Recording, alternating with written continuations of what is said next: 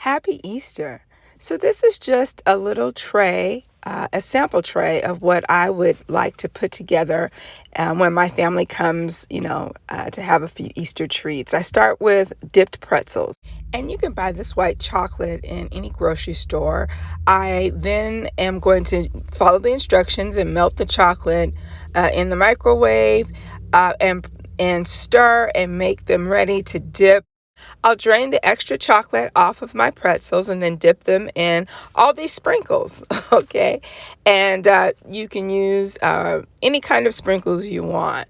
I also am taking a little bit of that same white chocolate and adding food coloring to it. So I put a little bit of green into one, and then I'm dipping marshmallows because I wanted to have a bright, festive board. I add a little yellow to some white chocolate, and I'm then stirring that, and then I'm dipping my marshmallows in yellow chocolate.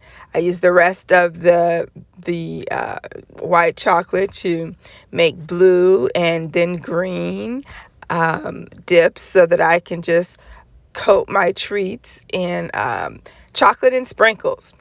I have did my Easter eggs. I think you guys know how to do Easter eggs and set them aside. But what I do instead of buying the store grass, I actually just cut up newspaper and colorful newspaper and add them into my little glass containers, and then I add the eggs so it looks like a little nest.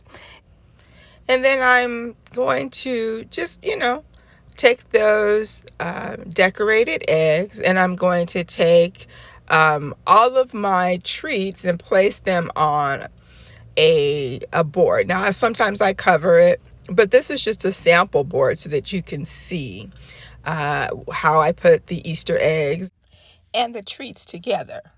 The main thing is you can do whatever you like when it comes to putting together a treat board so that your family or your friends can enjoy.